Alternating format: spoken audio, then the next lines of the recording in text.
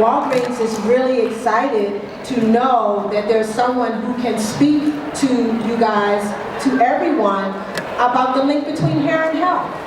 Your hair is the barometer for everything that's going on in your body. There are many things that will happen as a change in your body, and your hair will be a determining factor to help you signal a change. Did you know that? This is because your hair is fed directly from your blood circulation. So everything that's going into your body is coming out where? On your hair. So when we watch CSI and all these different programs, Criminal Minds and all, when they're trying to determine what this person did before they died, or if they're doing a drug test and they're trying to determine what's happening, what do? They don't draw blood anymore. They do what? All they need is a strand of hair. Why? Because it serves as a timeline. So if you got drunk, you got some drunk hair. If you getting high, you got some high hair. If you're not eating right, you have some deficient hair. So, what does that tell you? I need to pay more attention. And this becomes a really great opportunity for us to really know ourselves. Pay close attention. Ladies, after 30, estrogen levels are going to start declining.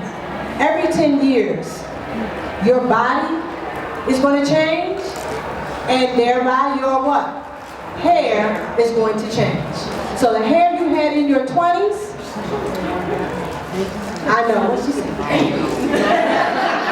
Oh, that's right. It's not the hair that you will have now. Because estrogen is the biggest driver of hair growth. And when you are a teenager and you go through puberty, you start noticing changes. One of the things that we see is, I was talking to a teen yesterday. She's starting to experience what? Acne. The other thing she's experiencing is flaky scalp. And you know what's driving that? Estrogen. Her estrogen is starting to peak because she's going through puberty. And much of what she is dealing with is because of her hormone and her estrogen levels. Estrogen is what makes a girl a girl. Okay? So, with that being said, the last thing that I want you to think about in terms of what you're going to ask your doctor to check out for you is check out your hormone levels. Because sometimes you're not really certain some of the things that are going on with you. And that's a good thing to do, because that helps you to understand how some of the changes that you're seeing in your body and your hair, how they're taking place, and the things that you need to do to be proactive. The number one thing that I will say to you, aside from drinking water, is you've got to be proactive about this hair situation. Anything that you can get out in front of as it relates to your hair, you will be able to master that. You will be able to manage it. Okay? So the next thing I'm going to say to you is take a good multiple vitamin. I know we don't like to take pills. I know we forget. I know most of you have some vitamins at home that you may not be taking, but I'm going to make that suggestion. And Walgreens has a really great multiple vitamin for women. It has the Super B complex. It has the D. It has the things that we need for good bone health, for good breast health, for good hair health as well. And you can supplement that with biotin. So when you're thinking about that, let's think about 5,000 milligrams of biotin. It's going to promote good hair growth in all of us. Okay? The other thing that you're going to think about is vitamin E. Some of you that are having some challenges with dryness, vitamin E will help to alleviate that problem. dryness in the skin as well as the scalp. You might also want to consider and remember whether or not you have any eczema. You may have had eczema as a child, but you can have eczema in your scalp, as well as psoriasis. Your vitamin E, you're going to be at about 1,000 milligrams. The other thing is vitamin C. That's really good for your beauty, and remember the B complex. Remember, B is all about the beauty. So you got the B12, that helps you to manage stress. And that's the next thing we're going to talk about. How many of you are dealing with stress? Every day. Get up in the morning, feet hit the floor, stress. Trying to go to bed at night, the last thing on your mind is something stressful. Well, we're going to have to learn how to manage that, because that is another driver of hair loss. And for many of you, it will manifest itself in a circular pattern, which we would call alopecia, or alopecia areata. The problem with that is, once you start with alopecia, it's like autoimmune. It's the body turning on itself. And the hair begins to destroy itself. It begins to demolish the follicles. But the stress is causing this malfunction. That's one of the things. Now, alopecia is a general term that talks about baldness of any kind. So it can be a small spot, the size of a dime, a quarter, a 50-cent piece, or beyond. But anytime you have a bald spot where it gets smooth, clean, and shiny, that is called alopecia. But there are different kinds of alopecia, and that's what I'm going to talk about right here. Some of which we create, and some of which we have no control over. Now, the fastest growing category for dermatology today is traction alopecia. Traction alopecia. And who said something? Okay, now what do you think? Okay, just go ahead and call it out. Weaves, what else? Okay, pulling the hair too tight creates traction alopecia. So, if your hair is braided too tight, no matter what the condition of the braids, so whether you're getting a sew-in, or you're getting the micro braids, or whatever kind of situation that you have, even tight ponytails. Ponytails that are tight, you know how you grab a girl tight and you get that brush and you brush it back and you hold it, and you're looking for the ponytail hole and you're like, wait a minute. Wait a minute, see, you made me mess up. I got to start all over again. Okay, how many of you can identify with that experience? Now, that can repeatedly done. That's the key. That's the key. If you do it repeatedly, then you can cause traction alopecia. Now, this goes also to your babies. So when you want her to look so cute, you want every hair to be in place, or you're a mommy who's going to braid that hair up and leave it in there for 3 weeks because you don't have time, we're creating a problem. So the problem there becomes that the hair is so tight, and especially for your babies, because everything is not even formed and in place yet. How many of you have ever seen bumping around a tightly braided area? Do you know what that is? It's infection. When infection is down in the follicle, it begins to raise. That is, anytime you see a raised bump, that is infection. Even with acne, that is infection. It's bacteria on the acne skin. But in the scalp, it's because you have pulled that strand so tight, you're starting to send a message to the follicle. I really don't want hair here. That's what you're telling the follicle. The follicle is not going to go to Wikipedia and try to figure out what you're trying to do. The follicle is like, oh, you don't want hair here? We can fix that. So the next time it's time to shed, the hair sheds and it doesn't come back. Why? Because you sent a message. Oh, I was just kidding. I just didn't want it, right? Well, I did want it, but see what had happened was, well, I think it's just hair, it'll grow back, right? Oftentimes not. Why? Because you've sent the message. You're also in the meantime dealing with all kinds of stress in your life. You're not being proactive to get the hair to come back.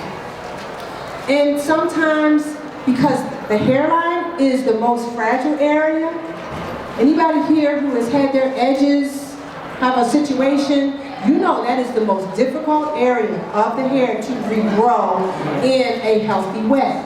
The hair then starts to come back fine and small. That's what we call miniaturizing. Miniaturization is a result of trauma. Thus the hair trauma center. Ta-da! So when these things happen and happen consistently, you're setting yourself up. So many of you by now, you know, if you were to keep a checklist of all the things that I've talked about that you have or have not done that can contribute to a hair situation, raise your hand. Exactly. So we all are guilty, but most of the time it's out of ignorance. We just don't know. We don't realize that these things can create a permanent situation that we will have to live with going forward. Because we think, oh, it's hair and it'll grow back. My hair grows fast. That's what they tell me. Oh, my hair grows fast. Really? Okay. I'm so happy for you. But you're here with me. So what we want to think about is, as we look at the way our hair is growing, we want to know what's normal for us. Because different types and textures of hair have a different path. Hair that's growing straighter is going to come out and show itself faster. So that person might say, oh, my hair grows really fast, and I will cut it, it regrows, and it will replace itself rather rapidly.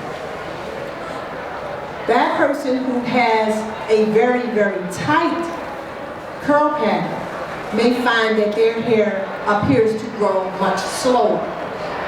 Not because it's not moving or it's not growing, but because the path that it's taking is a circular path. And it's working its way up 7 layers from the follicle to the surface of the scalp.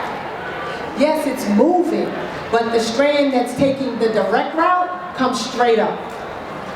The strand that's wavier comes up, still again, faster.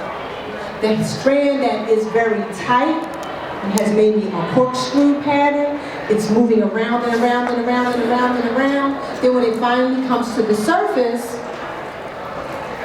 oftentimes we get the friction because we're not combing it properly, we're not using the products that we need to use to soften it, we're frustrated with it, we're mad at it because it won't grow the way we want it, we're mad at it because it frizzed up, and we slept overnight, we went to the party, and then we got to start all over again.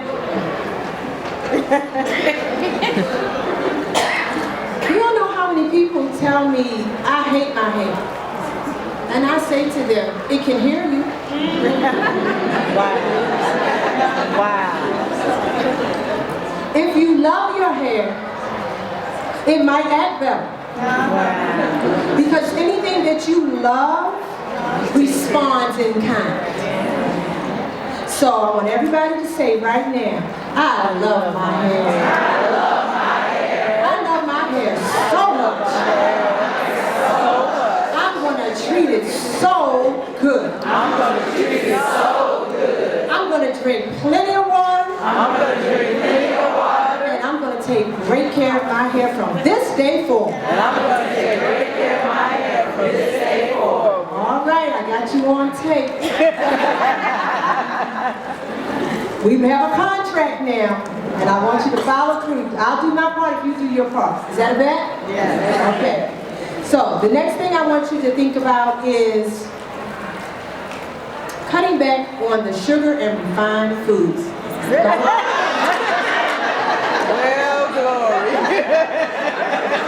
Don't throw nothing at me. Okay. I know. I've had people just immediately roll their eyes. Like, but I love my cakes and pies. And it's okay in moderation. Remember, everything in moderation. The reason that I say that is when you fill up on empty foods, you're not providing any nutrition. And remember, what's good for your heart is good for your hair. Can you remember that? What's good for your heart is good for your hair. So, when I talk about cutting back, I didn't say you couldn't have them at all. I'm not putting you on a diet. But I will say, cut back on the refined sugars and the overprocessed foods. Does anybody know why? There's no value to it. Exactly. Can you say it again? Okay. And anything that's bad for your health is bad for you? Okay. Are we getting it now? Are we making that connection? The link? There is a definite link. Why? Because what you eat, you are just that. So, if you're eating a lot of fast foods that have been highly processed, you want to eat quality meat. Ladies, we have some seats up here if you'd like to have some. You can come on up. Come around the sides. You want to eat leafy green vegetables. It is important. Kale is one of the best. Yeah. Raw, or she like, oh, I don't know. Your hair heard you. You made a promise. The kale is the #1 in terms of the vitamins and the nutrients of all the dark leafy greens. Spinach is good as well. So if you like a good spinach salad, or if you like a good steamed spinach dish, perfect. Why? Because it has protein, it has iron, and it has other nutrients. Very good for you. And speaking of protein, we need, as adult women, about 43 to 45 grams of protein every single day. Do you know why that's important? Because everything here is protein from head to toe. My hair is protein, my skin is protein, my nails are protein, my organs are protein. Say 43 to 45. Protein, you need, as an adult woman, you need, on average, no less than 43 grams of protein every day. And then it adjusts with weight. So, remember, it's important to get protein. Anybody here vegetarian or vegan? So, the way that you will get your protein is going to be through beans, legumes, soy, nuts. But it is still necessary to the dynamic that you have protein. Because again, anything that's good for your health, and protein is. The problem is when you're not building proper protein into your body, you lose your muscle mass. Now, you don't have to bench press anything, but you want to get up out of the chair. You need your muscles to get up and sit down, to climb the stairs, to go get it when you want it, and not wait for somebody to bring it to you. Exactly right. So, you need your muscles. But here's the key. Your hair knows that you don't need, your body knows that you don't need hair to live. So, everything in your body will get its level of protein, and your hair will get none if you don't have enough protein in your daily life. So, that's why that is important. The next thing you want to do is get a good night's rest. How many of you are having problems sleeping? Sleeping a few hours at a time and then waking and then having a hard time going back to sleep. This is something that is rampant among our society. The key to this situation is that your hair grows and repairs during deep REM sleep. So if you are not getting proper rest, your hair may be showing a reflection effect. Okay? And your body overall. Everything is healing and repairing during the deepest rest during the sleep. And a lot of people are like, how can that be? Well, just think of your computer. Everybody can get that. When you shut it down and then boot it back up, it runs back. You've got to shut it down. I get a message from my phone every once in a while and they will tell me I need to shut my phone down so that all the updates can come and it will run more accurately. You've got to shut it down sometimes. You just think you Superwoman. You're going to get up at 3 o'clock and write and do the report. And you're going to get there before everybody. You know, and then we'll all be trying to get to your funeral. And you all irritable and can't figure out why. You sleepy. You're tired. You need some rest. What's the man sit down? You cannot do it all. And we challenge ourselves to do that. We want to do, and we're supposed to do it and look good. You're supposed to show up looking good. You know, you're supposed to look sexy at night, look great at work. You're supposed to run looking cute. You know, you're supposed to walk. I got to buy a special outfit for my walking. I'm going to start walking, so I got to I got to get me some walking clothes. You got on some walking clothes. Just get to walking. That's all you need to do. But you know, we're into this. We bought into this. And so in that process, we're adding things to the list. How many of you have a to-do list that never ends? I do. You know, okay, well, I just do that. Oh goodness, 5 other things came up, so I just put that on the list for tomorrow. Right. You know, so you can't sleep because you're thinking about this list. That's the problem. You can't shut it off. So how do we manage some of this stress? We need to learn to meditate. And if you can't do that, prayer never fails. Right. But don't take it to the Lord in prayer and then pick it up and take it back with you. Make your mind up. If you're going to, oh child, I'm just going to turn it over to the Lord. I see you next time we have the same conversation. I thought you turned that over to the Lord. Give it back to me.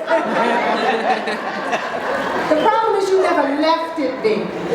You just, you know, we got to start thinking about it, not just talking about it. Your test of faith is what? It's your moving through it, knowing that it's going to be corrected, it's going to be taken care of. And it may not go your way, but it will go the way it's to go. And until we learn that, we're going to be stressful. I'm going to be repairing edges, you know, making up ointments, doing massage, trying to do all that, and then you on the phone the whole time, and I'm like, can you please get off the phone just for a minute so this treatment can work? You know, the phone, the more we have for these little gadgets and things, it keeps us on all the time. Sometimes, you know, today, I don't have my phone. And I'm in trouble with a number of people, including my photographer. Because I was supposed to text her and let her know. But guess what? I ran out in my urgency to get here early, and I left my home. But at the end of the day, she's here. Because that's the way it was supposed to be. And I can't worry. And once I was like, okay, prayer of serenity. Know what you cannot change. Then you turn it over where? To the Lord. And then you let it go and keep on doing what you got to do. And guess what? She showed up. I was so happy to see her. But at the end of the day, we have to learn to take, it's a very small thing, but you have to learn to apply it to more things in your life. Them bad kids you got, you did your part. Right. And some of them grown and they still bad kids. But that's right. You can't go everywhere with them. You cannot live for them. You cannot make decisions for them when they are out of your sight. You have to learn how to let it go. Some of you, half of the problems that you have is because you're worried, sick, constantly. It doesn't, and stop, you know, it's hard to say don't feel guilty about it, but if you really have the faith that you say you have, your faith will remove that from you and allow you to know that God is and He will take care of that situation however it's supposed to be. As a parent, you have a role. And that role does not mean that when he's 45, you're still trying. Then you got him, his girlfriend, the baby mama, then you got the kids. You got to stop everything you're doing. You got to pick them up from school because you can't nobody find them. I mean, it's sad, but at the end of the day, you still can't control that. Right. And you have to find out some kind of way that you can manage through it. And that's what's closest to your heart and it hurts you. But you've got to figure a way. Because a lot of it, I can give you all the ointments, you can buy all the conditioners, you can stand on your head and let the blood rush to your scalp and increase your circulation. And that one phone call will undo all of that. But we have to learn how to manage it. And I say that because stress is the #1 killer. Heart disease is the #1 killer of women today. You know, that used to be a man's situation. But now it's the #1 killer of women. We've surpassed the men. Why? Because of stress. Secondarily, poor diet. And when you combine these things, then you have a short life expectancy. Then you really can't help them because you're not here. So we have to take better care of ourselves, and taking better care of our health will give us better hair. Now, we had some specific questions that were about thinning. Thinning is growing rapidly among the women that I see. And oftentimes it comes from many things. The #1 cause is genetics. So you can pick up a trait for female pattern balding or male pattern balding because you get your hair from 6 people. Your mother, your father, their mothers, and their fathers. So you can pull traits from any one of that group. And you might have 2 or 3 types or textures of hair on one head. So you may have a combination. So with that being said, then you're looking at, okay, how do I manage this situation that I find myself in now with the thinning? #1, you got to be proactive.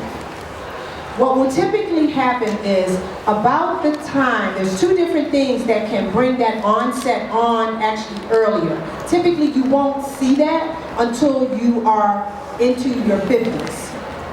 But if you have this trauma that I've been talking about, this stress, you can be triggered into it early. So what do I see? I see women in their late 30s with a visible pattern of thinning. And it's a pattern. A pattern simply means it's circular. I see a pattern, which is different than diffuse thinning over my entire head. So again, there's female pattern balding and male pattern balding. If you have the pattern, it will be in the crown of the head, okay? It is driven again by the decline of your estrogen. So remember we said estrogen was one of the biggest drivers of growth for your hair, and it gives you all your beauty. So as your estrogen starts to decline, your skin loses collagen. Collagen gives your skin its spring. The skin begins to sag a little as a result of the loss